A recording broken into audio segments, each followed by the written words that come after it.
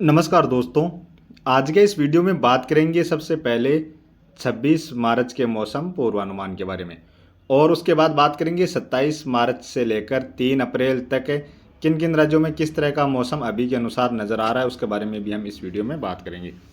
अभी सबसे पहले बात कर लेते हैं लाइव लाइटनिंग की गतिविधियों के बारे में और मौसमी सिस्टमों के बारे में, यानी इस समय कौन कौन से मौसमी सिस्टम बने हुए हैं।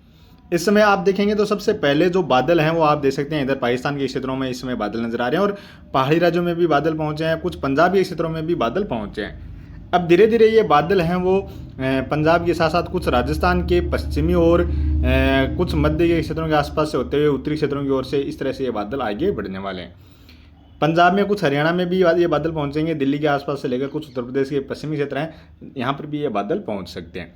बाकी देखेंगे तो केरल और कुछ कर्नाटक के पश्चिमी तटीय क्षेत्र हैं, यहाँ पर अच्छे बादल नज़र आ रहे हैं और अरब सागरीय खाड़ी के कुछ मध्य के क्षेत्रों में और बंगाल की खाड़ी के दक्षिणी हिस्सों में बादल नज़र आ रहे हैं। जो पूर्वी तटीय क्षेत्रों की ओर और पूर्वोत्तर राज्यों की ओर जो बादल थे वो अब बिल्कुल यानी बहुत काफ़ी कम हो गए हैं। और ये देख सकते हैं लाइव लाइटनिंग में, यानी जो गरज चमक वाली बारिश की गतिविधियां हैं वो इस समय आप पूर्वोत्तर राज्यों की ओर देखेंगे तो यहाँ पर भी मिजोरम के आसपास के जो क्षेत्र हैं यहाँ पर एक दो स्थानों पर गरज चमक वाली बारिश की गतिविधियां नजर आ रही हैं। बाकी आंध्र प्रदेश के उत्तरी क्षेत्रों में गरज चमक वाली बारिश की गतिविधियां नजर आ रही हैं। और इसके अलावा इधर देखेंगे तो केरल और कर्नाटक के आज पश्चिमी तटीय क्षेत्र हैं, गोवा के आसपास के क्षेत्र हैं और मुंबई महाराष्ट्र में रत्नागिरी सोलापुर के आसपास के जो इलाके हैं यहाँ पर गरज चमक वाली बारिश की गतिविधियाँ नज़र आ रही हैं। खासतौर पर गोवा के आसपास के और कर्नाटक के जो पश्चिमी तटीय क्षेत्र हैं इन क्षेत्रों में आज अच्छी गरज चमक वाली बारिश की गतिविधियाँ यानी ज़्यादा इलाकों में गरज चमक वाली बारिश की गतिविधियाँ नज़र आ रही हैं। इसके साथ साथ इधर जम्मू कश्मीर में भी कहीं कहीं पर गरज चमक वाली बारिश की गतिविधियाँ इस समय देखने को मिल रही हैं। और बाकी पाकिस्तान के उत्तरी और कुछ मध्य के एक दक्षिणी क्षेत्र हैं यहाँ पर एक लंबी लहर के रूप में आप देख सकते हैं गरज चमक वाली बारिश की गतिविधियाँ नजर आ रही हैं। ये बारिश की गतिविधियाँ वो इस तरह से आगे की ओर बढ़ रही हैं और ये अभी ज़्यादातर देखा जाए तो ये इस तरह से आगे की ओर बढ़ रही हैं। कई बार देखते हैं तो जैसे पश्चिम दिशा से एकदम स्ट्रेट पूर्वी दिशा की ओर इस तरह से आगे बढ़ती हैं। वो जब यहाँ राजस्थान के क्षेत्रों पर सर्कुलेशन होता है तो इस तरह से इस पश्चिम दिशा से पूर्वी दिशा की ओर आगे बढ़ती हैं और यही सर्कुलेशन जब ऊपर होता है तो ये जो बारिश की गतिविधियाँ हैं वो इस तरह से आगे की ओर बढ़ती हैं, यानी दक्षिण पश्चिम दिशा से उत्तर पूर्वी दिशा की ओर से होते हुए इस तरह से आगे बढ़ती हैं।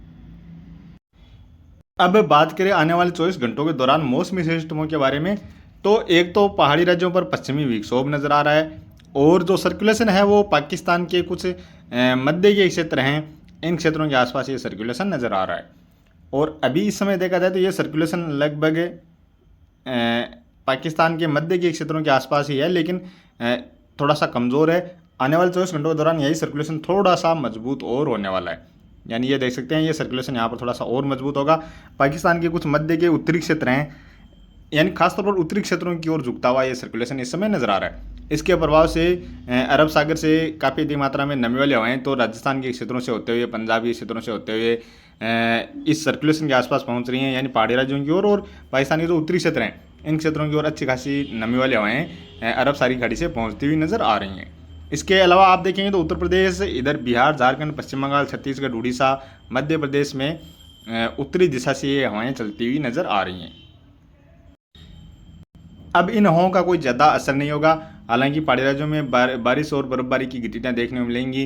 तो अभी जो शुरू हो गई हैं यहाँ पर और अभी और देखने को मिलेंगी, तो उसके प्रभाव से कुछ ठंडी हवाएं ज़रूर यहाँ पर आगे की ओर बढ़ेंगी, लेकिन यहाँ दिन के समय काफ़ी अधिक गर्मी और धूप खिल रही है, इस वजह से इन हवाओं का अब कोई ज़्यादा असर नहीं देखने को मिलेगा।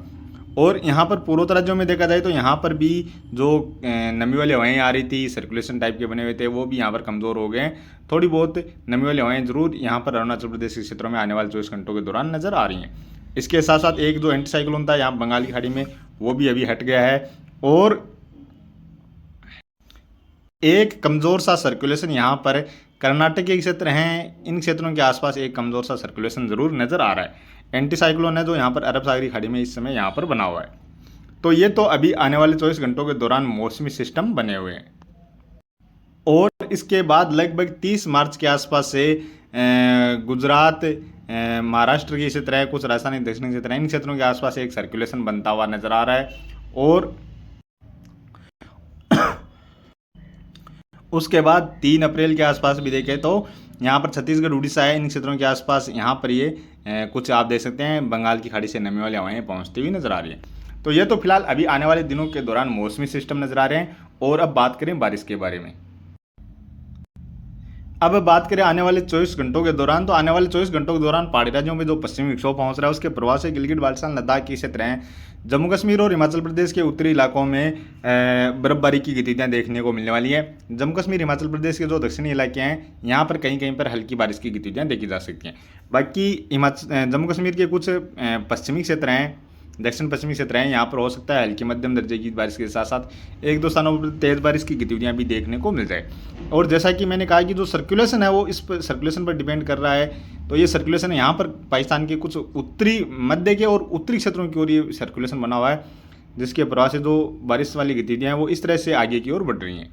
यानी ये सर्कुलेशन थोड़ा नीचे होता, राजस्थान के क्षेत्रों के आसपास से इस तरह से गुजरता तो ये बारिश की गतिविधियाँ पंजाब हरियाणा के साथ साथ राजस्थान के क्षेत्रों की ओर भी देखने को मिलती।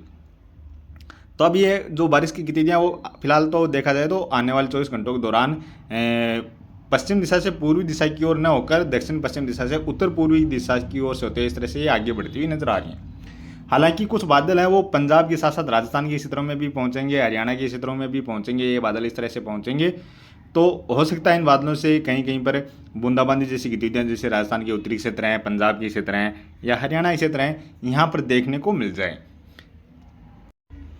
और यहाँ पर जो सर्कुलेशन है अरब सागरी खाड़ी से जो नमी वाली हवाएं पहुँच रही हैं उसके प्रभाव से हो सकता है एक दो स्थानों पर जो नमी वाली हवाएं पहुँच रही हैं इसके प्रभाव से बादल बन जाए या एक दो स्थानों पर हल्की फुल्की बारिश की गतिविधियाँ भी गरज चमक के साथ देखने को मिल जाए। इस तरह का भी सिस्टम यहाँ पर बन सकता है। बाकी ज़्यादा बारिश की गतिविधियाँ यहाँ पर बिल्कुल भी नज़र नहीं आ रही हैं। मॉडल में हम देख रहे हैं तो बिल्कुल मौसम साफ ही नज़र आ रहा है।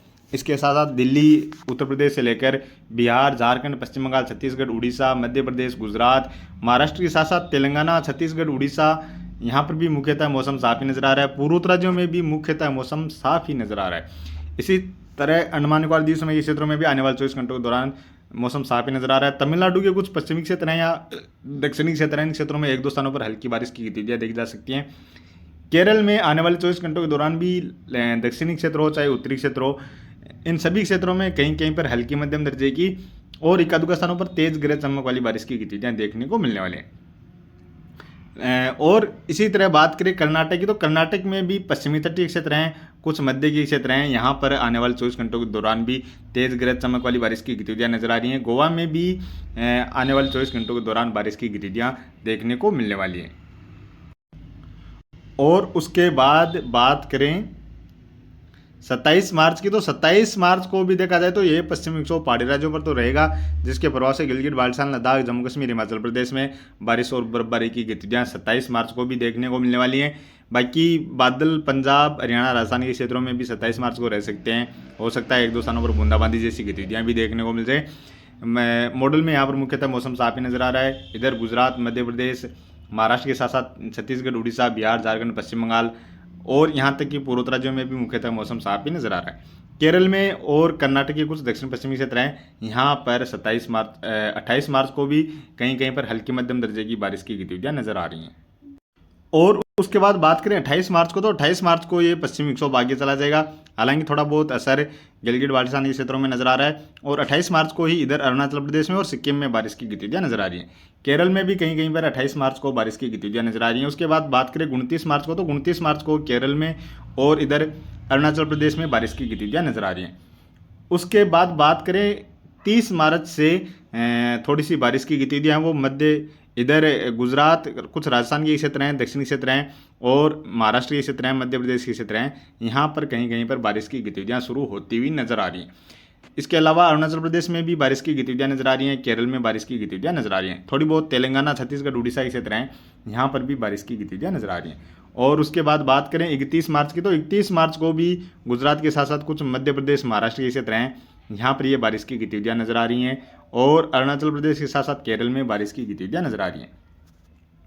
उसके बाद बात करें 1 अप्रैल की, तो 1 अप्रैल को भी आप देख सकते हैं इधर पश्चिमी तटीय क्षेत्रों में बारिश नजर आ रही है। इसके साथ साथ महाराष्ट्र से लेकर गुजरात के पूर्वी क्षेत्र हैं, मध्य प्रदेश के पश्चिमी उज्जैन, रतलाम के आसपास जो इलाके हैं, इन इलाकों की ओर बारिश की गतिविधियां नजर आ रही हैं। और इसी तरह बात की जाए 2 अप्रैल की, तो 2 अप्रैल को भी मध्य प्रदेश के साथ साथ महाराष्ट्र के क्षेत्र हैं, गुजरात के पूर्वी क्षेत्र हैं, छत्तीसगढ़, कुछ उड़ीसा के क्षेत्र हैं, इधर केरल, तमिलनाडु, कर्नाटक के 2 इलाके हैं। इन इलाकों की ओर यहाँ दक्षिणी और कुछ मध्य भारत में इस दौरान बारिश की गतिविधियाँ नजर आ रही हैं।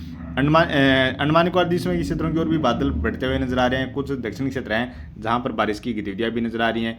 इसके बाद बात करें 3 अप्रैल की, तो 3 अप्रैल को भी केरल, तमिलनाडु के साथ साथ कर्नाटक के क्षेत्र हैं और महाराष्ट्र के साथ साथ छत्तीसगढ़, उड़ीसा, कुछ झारखंड के क्षेत्र हैं, यहाँ पर बारिश की गतिविधियां शुरू होती हुई नजर आ रही हैं।